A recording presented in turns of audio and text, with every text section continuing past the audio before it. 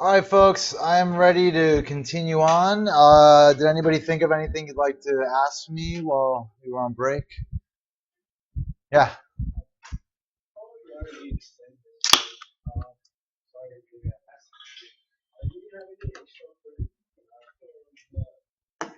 Extra credit?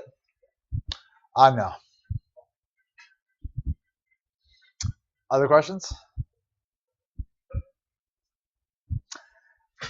The only extra credit you could earn is by doing really well in the exams, like better than everybody. And if the curve is generous enough, it bumps people up at the very top to reward them for doing so well, instead of generally punishing everyone else for them doing so well. So that's my approach to curving. So that's the only way you could get extra points that I haven't specified in the syllabus. All right, so again, we are talking about perfectly competitive firms, and then we're going to finish off and talk about then monopoly, start that off, start talking about some important issues related to that market setting, and then we'll call it a week, and really 2 weeks because we won't see each other for 2 weeks. So, okay, so again, we've just established that in the short run, even if a firm is operating in a perfectly competitive market at a loss, that it would make sense for them to continue operating if the market price that they are taking from the market, that they are accepting, is set above the average variable cost. But if not, then the firm should shut down in the short run because their losses will be less than if they didn't, because they'd have to pay some of their wages to their workers. All right, quick demonstration problem. Suppose the cost function for a firm is given by 100 plus Q squared. What's the fixed cost? 100 is the fixed cost. What's our variable cost equation? Q squared is our variable cost equation. Very good. If the firm sells output in a perfectly competitive market and other firms in the industry sell output at a price of $10, what level of output should the firm produce to maximize profits or to minimize losses? All right, so again, we're going to use your standard rule to choose the output level, which is what again? What's the profit maximizing output rule for the perfectly competitive firm? Set price equal to marginal cost. All right, marginal cost is a derivative of our cost function with respect to quantity, so it's equal to 2Q. Set that equal to price, which is 10. Divide both sides by 2. We get 5 units. 5 units is the profit maximizing level of output. Now we got to figure out what kind of profits is this firm making, and if they're making losses, should they shut down? All right, so what level will be the level of profits or losses if the firm makes the optimal decision? Okay, so we have our average variable cost here at 5 units. It's going to be equal to what? 25 is our variable cost.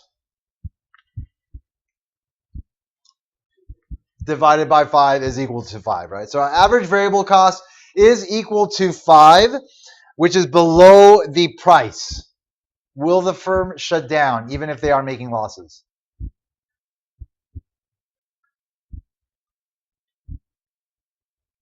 Average variable cost is below the price.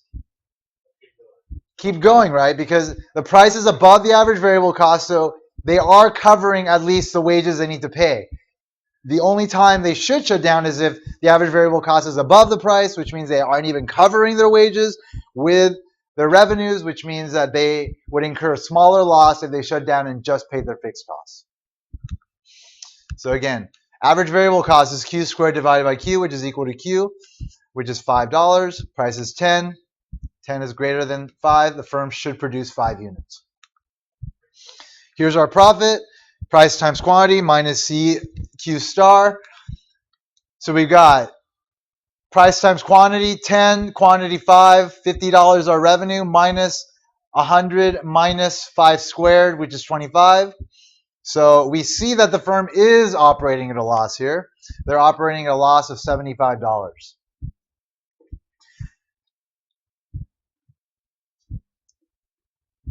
How much of a loss would they have if they shut down?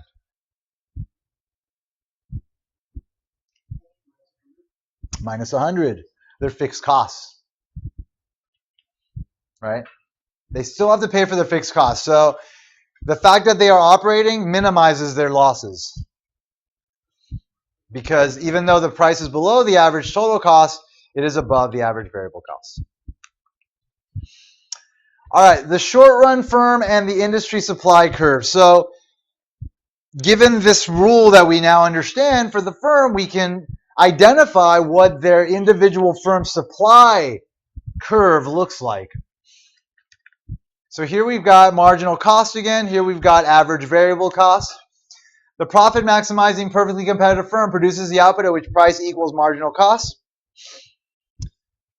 When the price is given by P naught, let's say, which is at the minimum of average variable cost, where price, marginal revenue, equals marginal cost, equals the minimum of average variable cost, then Q naught units of output would be produced.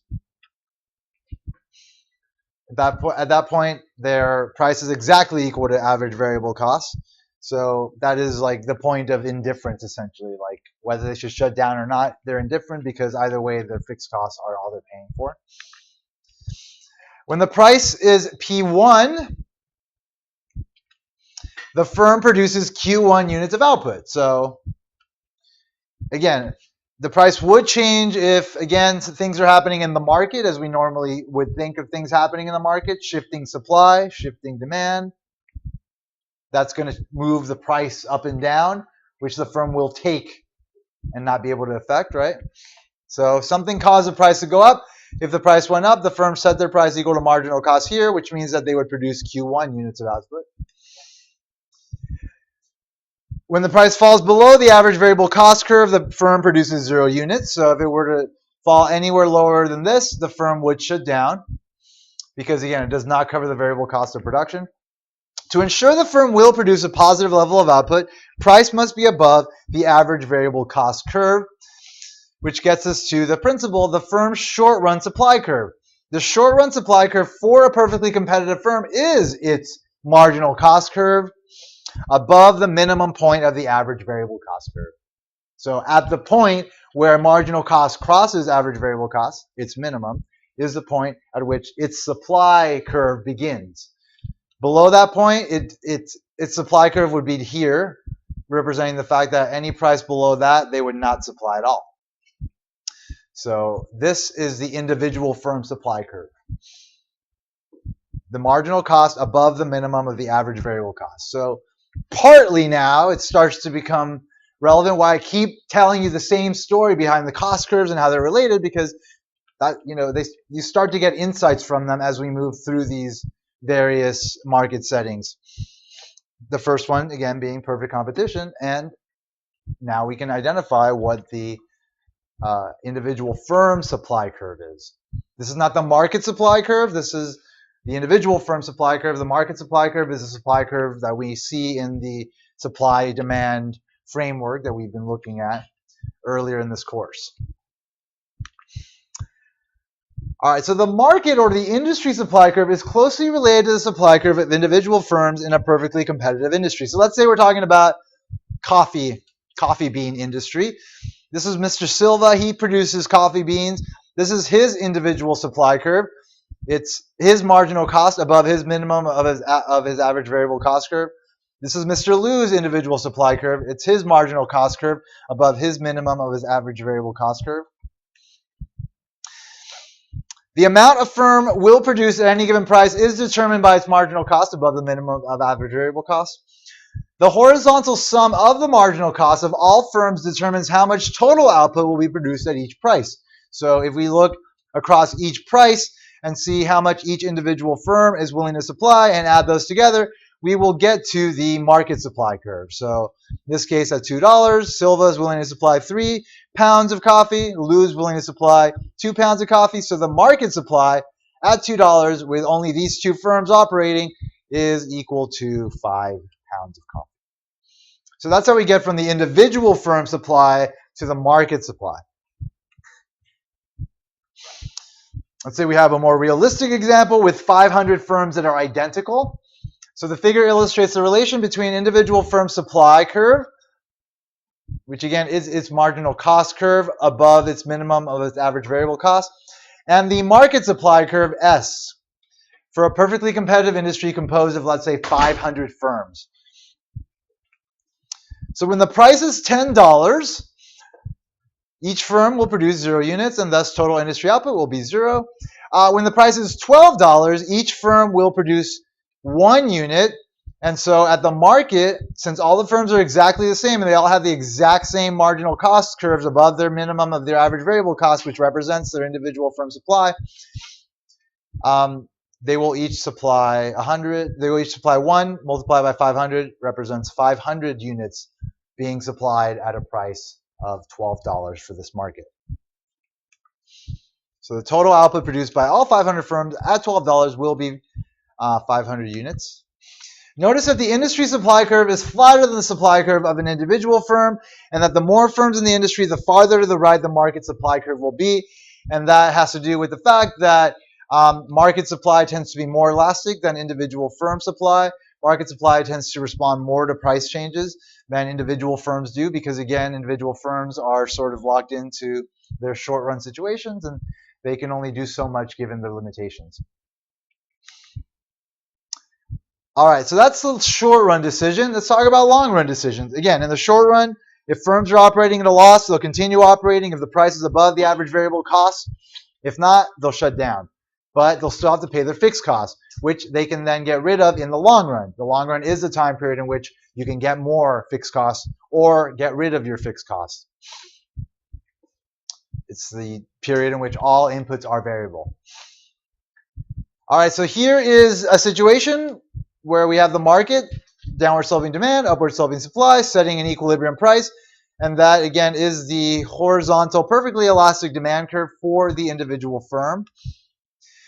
One important assumption underlying the theory of perfect competition is that there's free entry and exit. Firms can easily enter and exit the market. There aren't barriers to entry. If firms earn short-run economic profits, so we're in that situation where the price is above the average total cost at the optimal amount of output, and therefore profits are being made. If that is happening in the long run, that profit is going to attract other investors. Profits are a way to sort of allocate our scarce resources, our scarce productive resources. Investors are always looking to make as much money as possible from their investments. So they see a profit opportunity, they're going to jump for it. And so that will lure other firms into the market. What's going to happen when other firms enter the market over here? Supply will increase. The supply curve will shift to the right. As more firms enter the industry, the industry supply curve shifts to the right, which lowers the equilibrium price in the market. So again, price is above the average total cost, which is what creates profits. That draws in more firms. The firms shift the supply curve to the right. That lowers the equilibrium price, bringing it down to the average total cost, eroding the profits. Again, this shifts down the demand curve for an individual firm's product, which in turn lowers its profits. If firms in a competitive industry sustain short-run losses, in the long run, they will exit the industry since they are not covering their opportunity costs. So as firms exit the industry, the supply curve will shift to the left, right? At any given price, suppliers are going to want to supply less. That's going to increase the equilibrium price. So the firms will exit, and then those that remain will wind up at least breaking even. So this in turn shifts up the demand curve for the individual firm's product, which increases the profits of the firms remaining in the industry. So the process just described continues until all firms earn zero economic profits in the industry. So the price will, if above average cost, will be driven down if there are losses, because again, if there are profits, because again, that will draw firms in, which will bring down the equilibrium price. And if price is below the average cost, that means losses are being made. That means firms will exit the industry, which will pull up the price, again, bringing it to this point here. So at the price of PE, this PE, each firm receives just enough to cover average cost of production and zero economic profits are made. If economic profits were positive, then entry would cause the market price to fall until the demand curve for an individual firm's product was just tangent to the average cost curve. So ultimately, the firms that do remain in the industry will always wind up in this condition here, where the price is going to equal marginal revenue, equal marginal cost, and also equal the minimum of the average cost. Because, again, price will be driven to that point by market forces in the long run to erode all possible profits in a perfectly competitive industry. So if economic profits were negative, exit would occur, increasing the market price until the firm demand was tangent to the average cost curve, leading us to the long-run competitive equilibrium principle. In the long run, perfectly competitive firms produce a level of output such that price equals marginal cost, and price also equals the minimum of the average cost curve. And we say average cost because in the long run, all costs are variable, so we don't think about fixed costs, so we don't need to talk about average total costs. So again, price will equal the minimum of the average cost, which happens at the point where marginal cost crosses it. So price equals marginal cost equals the minimum of average cost. In the long run, that's the long run competitive equilibrium, again representing the fact that there are zero economic profits. Here's a situation where we have a downward sloping demand, upward sloping supply, establishing an equilibrium price. This firm is the price taker. There's its price, its marginal revenue. Here's its average variable cost curve. Here's its average total cost curve. Here's its marginal cost curve. Marginal cost equals marginal revenue at this point, so that's the optimal level of production. At that optimal level of production, we see average total cost is above price, so there are economic losses. But average variable cost is below that, so the firm continues operating even though there are losses because economic losses are less than the total fixed cost.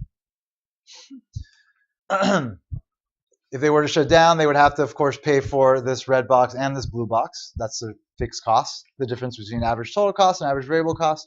So here, there's losses being made. In the long run, firms are going to exit the industry. Supply will shift to the left, which will bring the price up to the minimum of the average total cost. Short run, long run. Minimum of the average total cost, price equals that.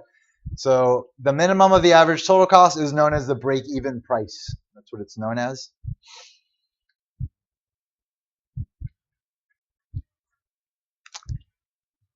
All right, so these long-run properties of perfectly competitive markets have two important welfare implications. When we're talking about welfare, we're talking about efficiency. We're talking about how much consumer and producer surplus there is in the market.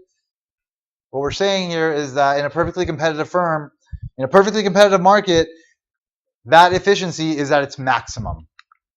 Note that market price is equal to marginal cost of production. So that means the market price reflects the value to society of an additional unit of output. Gesundheit. The marginal cost reflects the cost to society of producing another unit of output. And so in a perfectly competitive industry, those are exactly equal. To see why this is important from a social perspective, that price equal marginal cost, suppose price exceeded marginal cost in equilibrium, which is the case for non-competitive markets. This would imply that society would value another unit of output more than it would cost to produce another unit of output. If the industry produced at a level such that price exceeds marginal cost of the last unit produced, then social welfare would be improved by expanding output. So the perfectly competitive market does result in that. It results in that situation where if the marginal revenue is above the marginal cost, the price is above the marginal cost, then the firms will produce more until they're equivalent. But in markets that are not perfectly competitive, firms will not do that, and that's because they can make extra profit. And so they actually wind up limiting the amount of output that is sold in these markets in order to increase their profits, which results in a loss of efficiency, which results in a loss of consumer and producer surplus, which we call deadweight loss. Since in a competitive industry, price equals marginal cost, the industry produces the socially efficient level of output.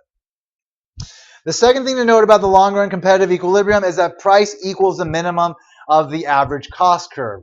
That is not going to be the case for non-competitive markets.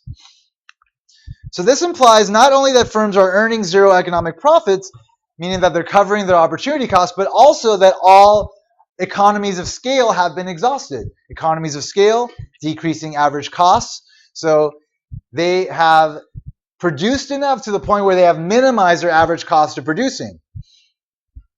In industries where you do not have a competitive outcome, firms actually wind up producing at an earlier point before they minimize their average cost of production in order to maximize their own profits.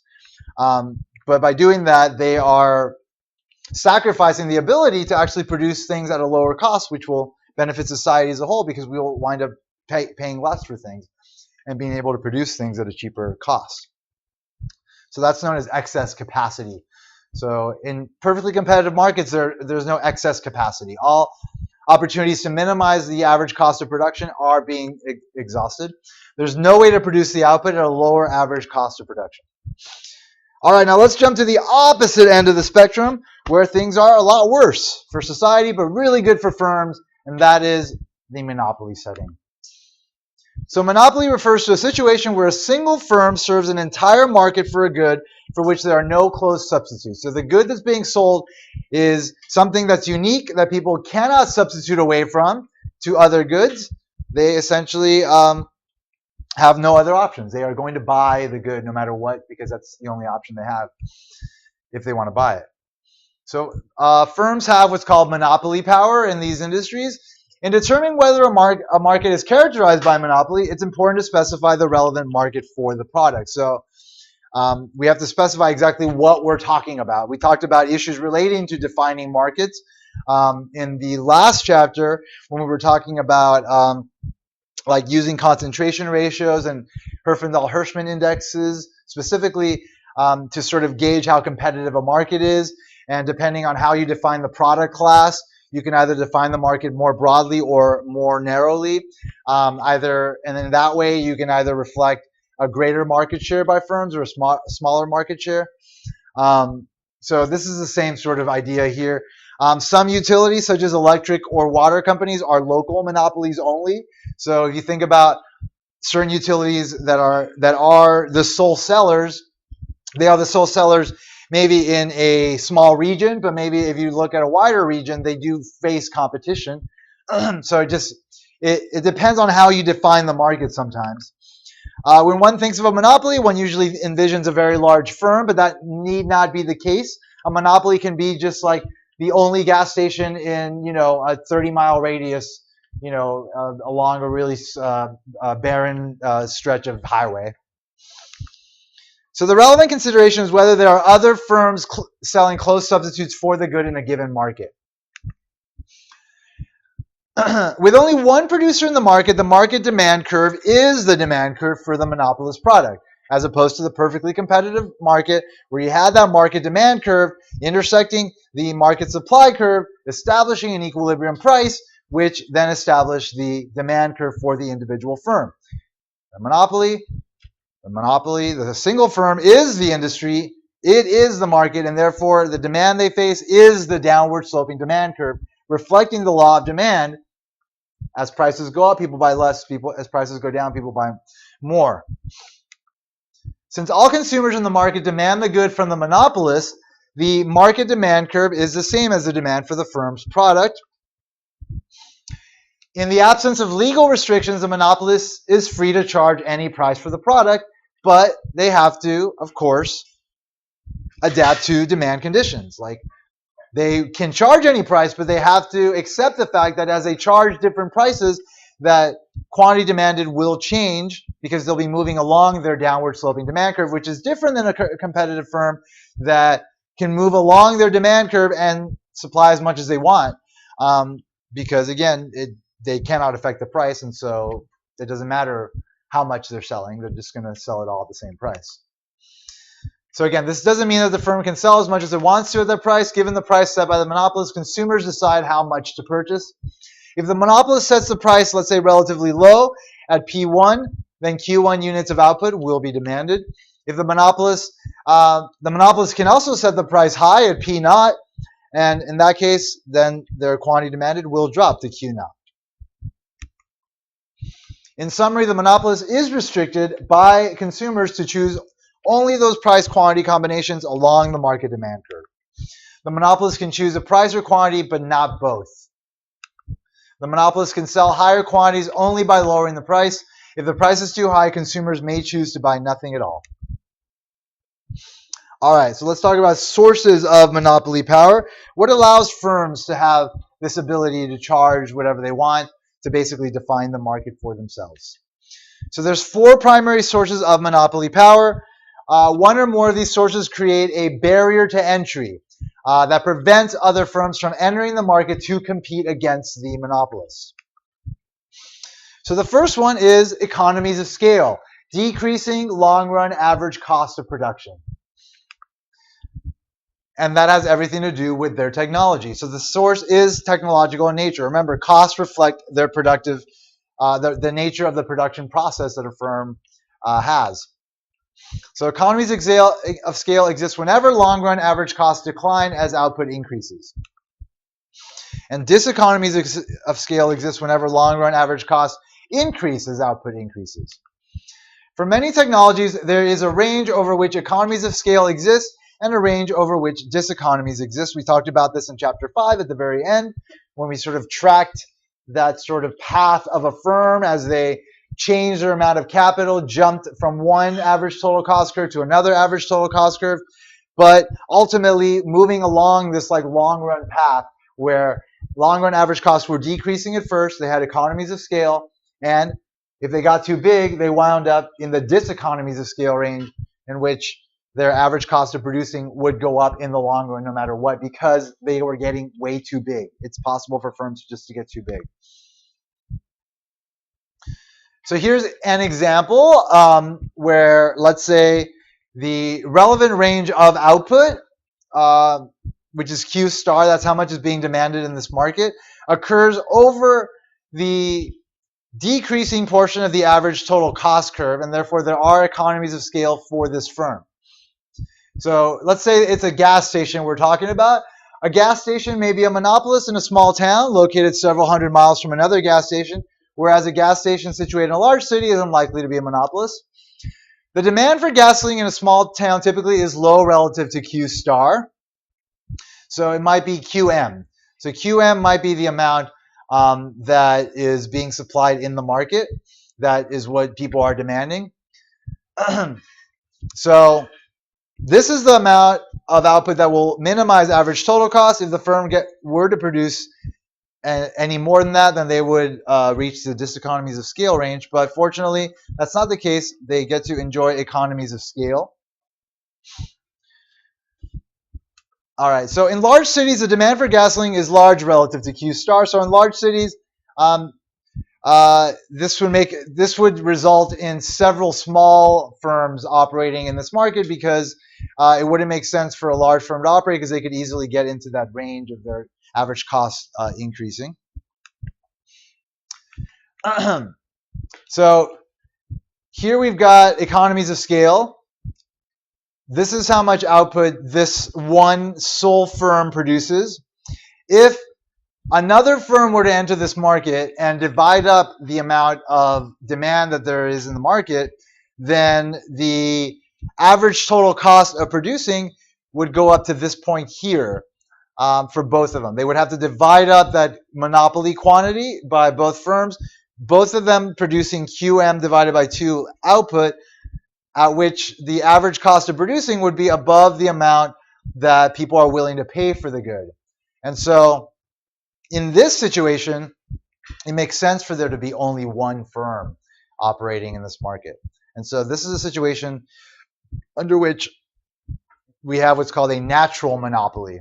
It makes sense for only one firm to operate, because they get to enjoy those economies of scale, which then lowers the average cost of production to the point where it makes sense for them to operate, because they're charging PM, their average cost of producing is ATC QM, and therefore there is some profit there, versus here where it would be pure loss.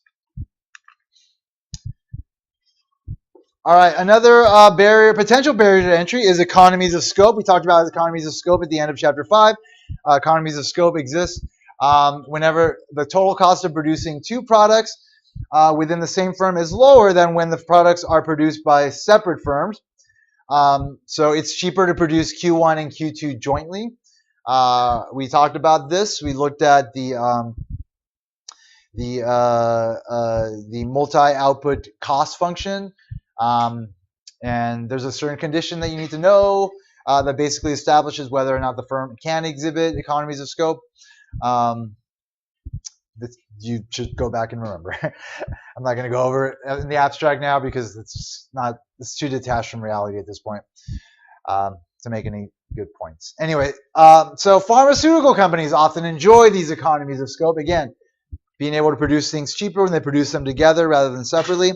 When they develop their new drugs, they use a lot of technology that's very expensive to produce several different drugs, as opposed to producing them together, having to incur the cost of that capital multiple times. Breakthroughs in developing a product that cures one disease may reduce the cost of developing an additional product that cures another illness. Economies of scope tend to encourage larger firms. So when there is economies of scope, it makes sense for there to be bigger firms. This may provide greater access to capital markets, where working capital and funds for investment are obtained. So what's needed to invest, what's needed to buy productive capital, financial capital, can be gained easily. Is that a word? Easily. It can be gained. I'm sorry, I've been talking since 9 in the morning. It can be gained more easily when you're a larger firm. It's easier for you to set up collateral in order to gain access to financial capital, and therefore that allows firms to be able to buy more capital, to be able to engage in economies of scope, become bigger, etc. So to the extent that smaller firms have more difficulty obtaining funds than larger firms, the higher cost of capital may serve as a barrier to entry. I'm still thinking about easierly.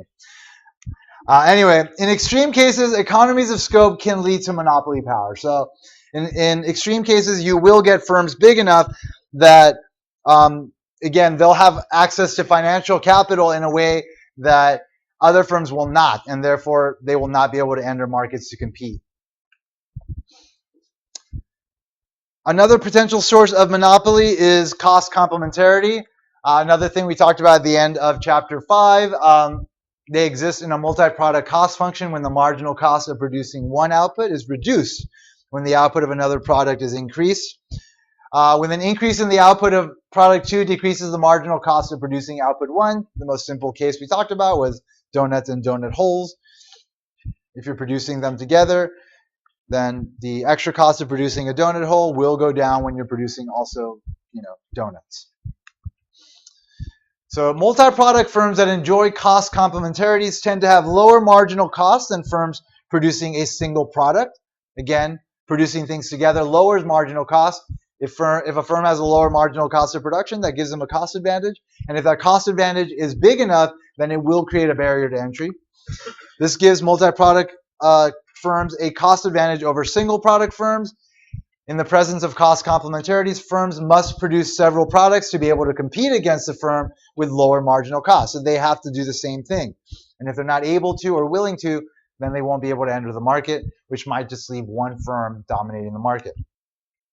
To the extent that greater capital requirements exist for multi-product firms than for single product firms, this requirement can limit the ability of small firms to enter the market. So in extreme cases, monopoly power can result as well. And of course, patents and other legal barriers are like the clear barrier to entry that do tend to sort of establish most of the monopolies that exist in this world, including pharmaceutical companies that tend to patent the drugs they develop. So sources of monopoly power just described are technological in nature. Governments can also grant an individual or a firm a monopoly right. Governments can say to a firm, you are the sole provider of this one service in this area. So in the case of a natural monopoly, where again it makes sense for there to be only one provider of, let's say, a utility, then the government will grant that right to one firm, and that firm will then be regulated, though, in order for them not to have too much market power, and prices, will be a little bit more reasonable for those people in those markets. A city may prevent another utility company from competing against the local utility company. The patent system, also copyrights, give inventors of new products or ideas the exclusive right to sell the product for a given period of time. Inventions take many years and considerable sums of money to develop, so it does make sense that these rights should be protected, but ultimately there is a trade-off that we are making by allowing this. The trade-off is efficiency, because market power does tend to limit the amount of transactions that could occur, and also raising prices, which again results in deadweight loss. So therefore, patents and copyrights shouldn't be enjoyed forever, and we do acknowledge that, and we have limits on these things. So once an invention does become public information, they eventually do, in the absence of a patent system, other firms could produce a product and compete against the individual or firms that develop it. And that's why you'll see like generic brand everything when it comes to pharmaceuticals, because eventually patents on those products do become null and void, and everybody that can produce those things winds up producing them. It's important to stress that patents rarely lead to absolute monopoly, because competitors are often quick to develop similar products or technologies in order to get a piece of the action. The two best-selling erectile dysfunction medications, Pfizer's Viagra and Eli Lilly's Cialis, are competitors, even though both have enjoyed patents. So they both have patents, but they're very similar things, so people do view them as substitutes. Ultimately, that's one of the main characteristics of a monopoly, is the fact that their goods don't have clear substitutes. And so even if there are some patents on goods, but the goods are similar, that will erode the monopoly power. So for these reasons, managers enjoy patent protection, but are by no means immune from competitive pressures. All right, now let's talk about maximizing profits for a monopolist. And when we're talking about maximizing profits, we got to think about marginal revenue, because that is the benefit of selling additional units. And that has to be compared against the cost, the marginal cost of selling additional units via our marginal analysis approach, getting us to the optimal level.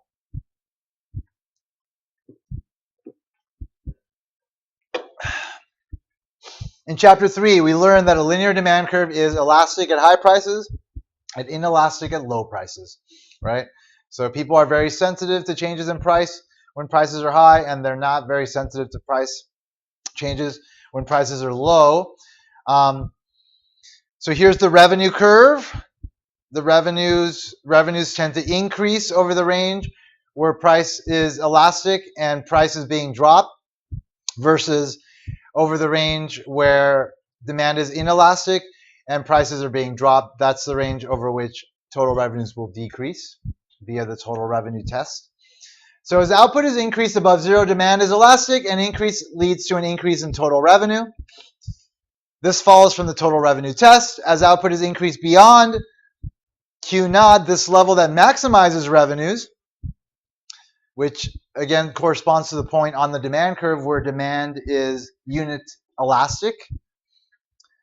Beyond that point, further increases in output actually decrease total revenues. All right, so here's our demand curve, and here is our marginal revenue curve for a monopolist. The marginal revenue curve lies below the demand curve. Again, marginal revenue represents the slope of the revenue curve, right? So remember, the revenue curve for the perfectly competitive industry was just a straight line because price was constant. But price is not constant for a monopolist. As they increase or decrease output, they have to move along their demand curve. As they move along their demand curve, that's going to correspond to different points on their revenue curve, which either has a positive or negative slope. So there's only a certain range of output over which marginal revenue will be positive, meaning that total revenues are increasing. That's over the elastic range of demand. So our marginal revenue is positive up until our revenues are at their maximum, and then beyond that, marginal revenue becomes negative because that, again, represents the slope of our revenue curve over the range of demand where demand is inelastic. So recall again that marginal revenue is a change in total revenue attributable to the last unit of output. Geometrically, it is the slope of the total revenue curve. The marginal revenue schedule for a monopolist lies below the demand curve. For a linear demand curve, the marginal revenue curve lies exactly halfway between the demand curve and the vertical axis. So the intercept for the marginal revenue curve is going to be exactly half of the intercept for the demand curve, which means that the marginal revenue curve is going to have twice the slope in absolute value of the demand curve. So this means that for the monopolist, marginal revenue is less than price charged for the good. There's two ways to understand why the marginal revenue schedule lies below the monopolist demand curve. The first is just the geometric explanation, the graphical explanation. As output increases from 0 to Q naught, the slope of the total revenue curve decreases until it becomes 0 at Q naught. Over this range, marginal revenue decreases until it reaches 0 when output is equal to 0.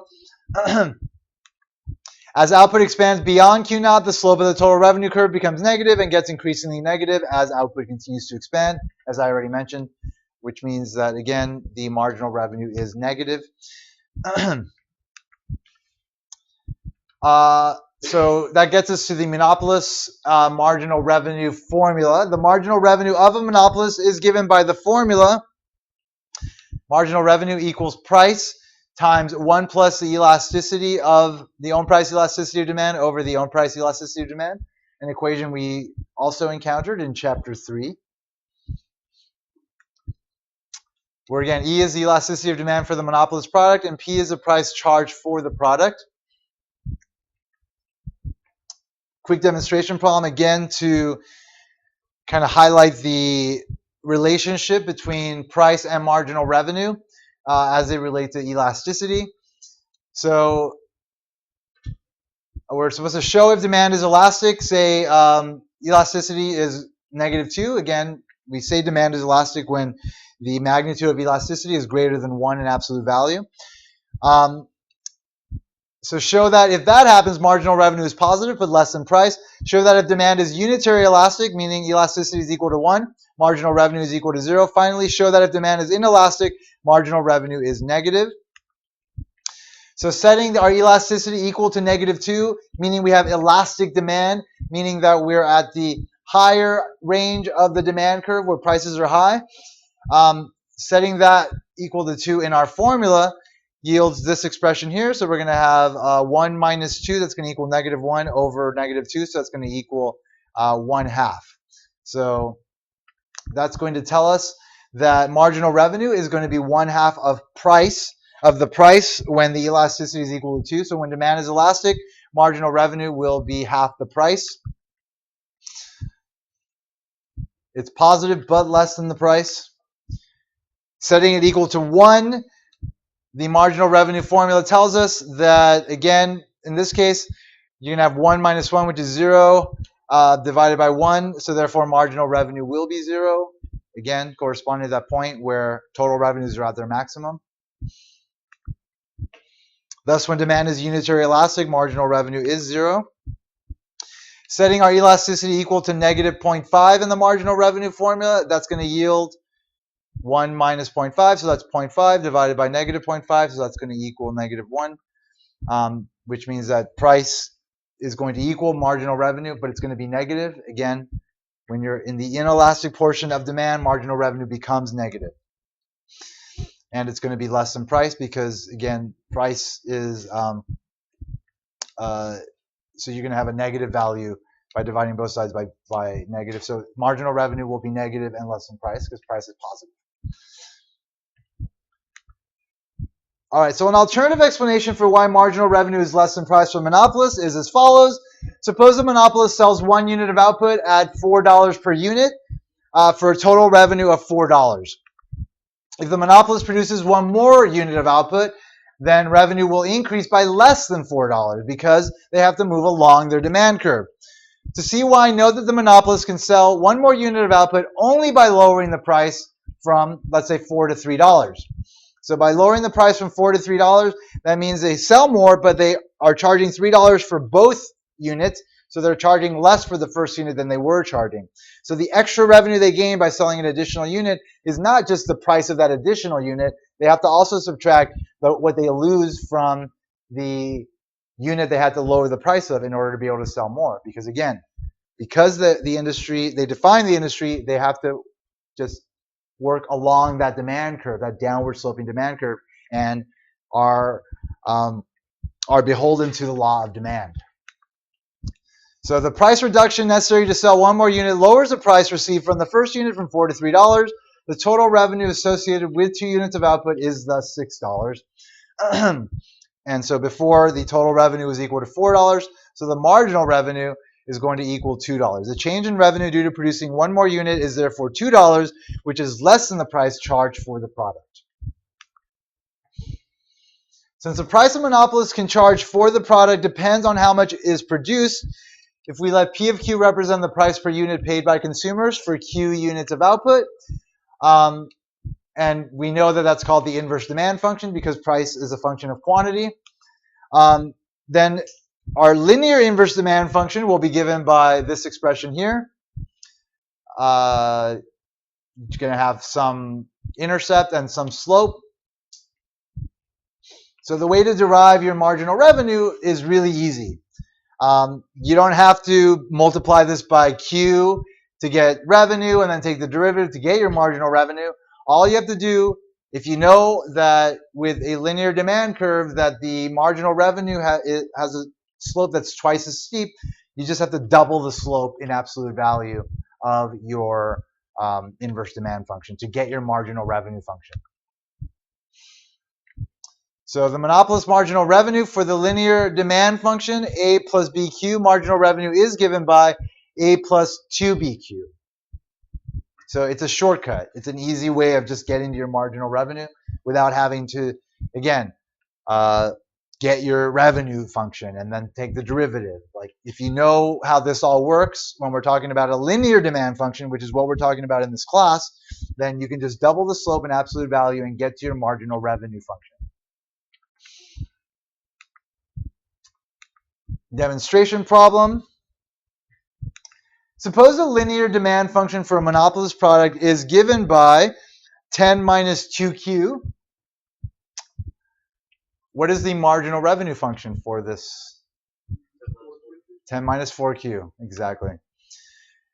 What is the maximum price per unit a monopolist can charge to be able to sell 3 units? What is the marginal revenue when Q equals 3? So what's the maximum price per unit a monopolist can charge to sell 3 units?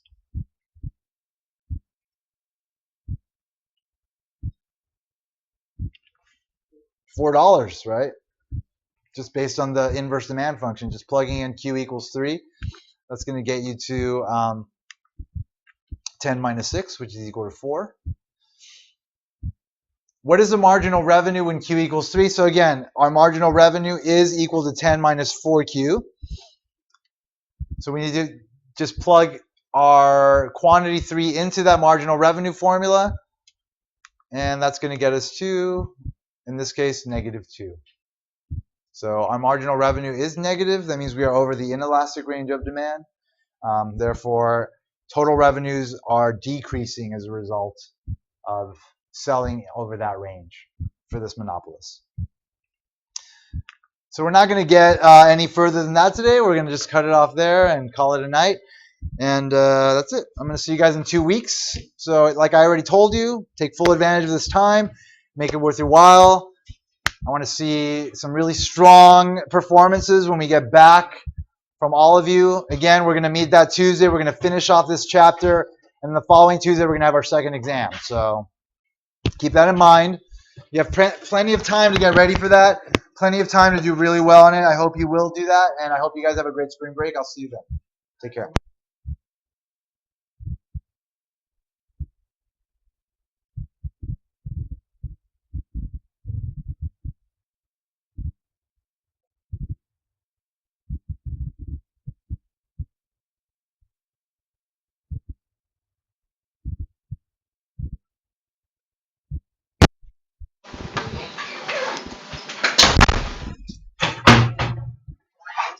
All right, you too.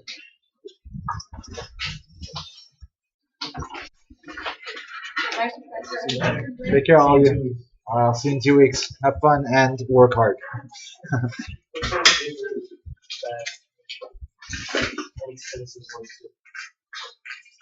Just leave it there for now. They'll probably run back in and get it. But thanks for pointing it out. I'll see you. Goodbye, Clarissa.